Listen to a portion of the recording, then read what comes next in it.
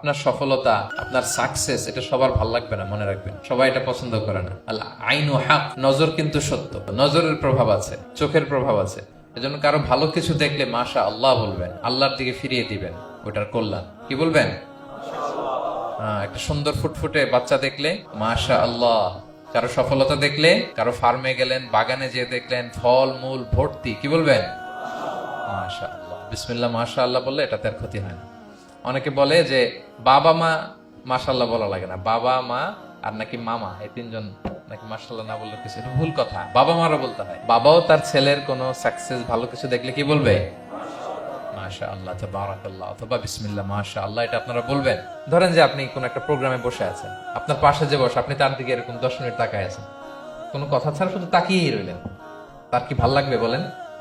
সে কি comfortable feel করবে? সে ভয় পাবে, সে ভয় পাবে, অস্বস্তি ফিল। আপনি কিছুই করেন নাই, না তাকে টাচ করেছেন, না ধরেছেন, ছুঁয়েছেন, কি শুধু তাকিয়ে আছেন। দেখেন নজরের কি প্রভাব। আল আইনু হক, নজর সত্যি। এজন্য কারো সাকসেস দেখলে আমরা সবসময় যেন মাশাআল্লাহ বলি। মাশাআল্লাহ ঠোঁটের সাথে মিলিয়ে রাখবেন। ভালো দেখলে কি বলবেন? মাশাআল্লাহ, মাশাআল্লাহ, বিসমিল্লাহ মাশাআল্লাহ, মাশাআল্লাহ, তাবারাকাল্লাহ, এটা বলবেন।